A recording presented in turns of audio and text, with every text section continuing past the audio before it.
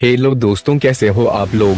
हम फिर से एक नया वीडियो लेकर आए हैं जिसमें हम जानेंगे कि 5G नेटवर्क में उसकी स्पीड, उसकी खूबियां और कमियां क्या क्या है। आइए समझते हैं।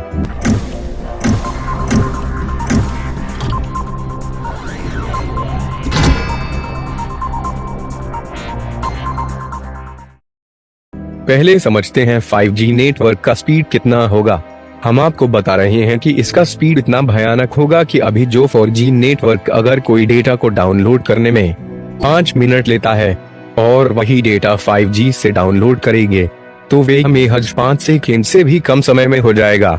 जैसे कि 5G यूजर 3 घंटे की HD फिल्म को 1 सेकंड से भी कम समय में डाउनलोड कर सकेंगे, जबकि अभी 4G में इस काम के लिए लगभग 7 से 10 मिनट आराम से लग जाते हैं। और हाँ दोस्तों, करीबन वीडियो में होने वाला बफरिंग का भी समस्या खत्म हो जाएगा, क्योंकि 5G नेटवर्क का डेटा ट्रांसफर बिजली की रफ्तार जितना होगी, जैसे कि 4G के मुकाबले 5G नेटवर्क एक डेटा को आने और ले जाने में 1 मिलीसेकंड से भी कम में डिलीवर कर देंगे, जबकि अभी 4G नेटवर्क इसमें लगभग 70 मिलीसेकंड से भी ज्यादा का टाइम लेते हैं। यह तो था स्पीड के बारे में। अब आगे समझते हैं कि इससे हम लोगों को फायदा क्या क्या है। साइंटिस्ट का मानना है कि 5G टेक्नोलॉजी से पूरी तरह कनेक्टेड सोसाइटी बनने का रास्ता खुलेगा, मतलब कि इससे मशीन टू मशीन कम्युनिकेशंस होगा। इसका मतलब यह है कि कोई भी व्यक्ति दूसरे जगह पर रहकर भी मशीन को बंद या चालू आसानी से कर सकता है और उस पर कंट्रोल भी कर सकता है, वह भी सिर्फ ये 5G नेटवर्क के सहारे। यही नहीं दोस्तों, हम इंटरनेट से बस, कार और कई सारी वाहन को 5G नेटवर्क से कंट्रोल कर सकते हैं। बिना किसी वाहन चालक के बदौलत कंट्रोल कर सकते हैं। और इस 5G नेटवर्क से रिमोट कंट्रोल सर्जरी से लेकर वर्चुअल रियलिटी जैसी सेवाओं का विस्तार होगा। चलिए आइए ये वर्चुअल रियलिटी का अर्थ समझते हैं। वर्चुअल रियलिटी को हिंदी में आभासी वास्तविकता कहा जाता है। इसका मतलब एक नकली अनुभव है जो कि वास्तविक दुनिया से पूरी तरह से अलग या वास्तविक से भी ज्यादा अच्छा अनुभव करा सकता है। आभासी वास्तविकता के अनुप्रयोगों में मनोरंजन जैसे कि वीडियो गेम, शिक्षा और चिकित्सा के साथ ही सैन्य प्रशिक्षण और देश के बॉर्डर को बेहतरीन सिक्योरिटी बनेगा और बहुत सारे व्यवसाय भी शामिल हैं, जबकि और अन्य विशेषज्ञ संवर्धित वास्तविकता और मिश्रित वास्तविकता शामिल है।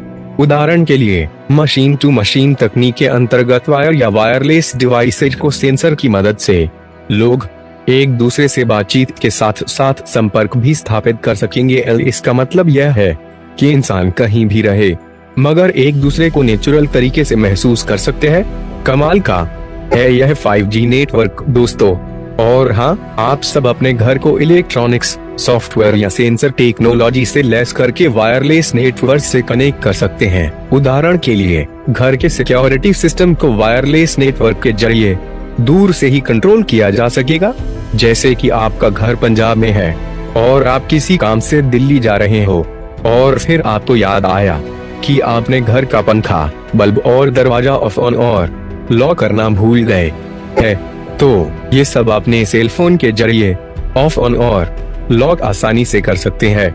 यह तो हम जाने कि 5G का स्पीड कितना है और स्पीड से हम लोगों को आने वाले फ्यूचर में क्या क्या लाभ मिल सकता है। अब हम इसका दूसरा पहलू देखेंगे। अब हम लोग जानेंगे इसका क्या क्या कमियां आएंगे और क्या नुकसान देगा यह 5G नेटवर्क। आइए जानते हैं।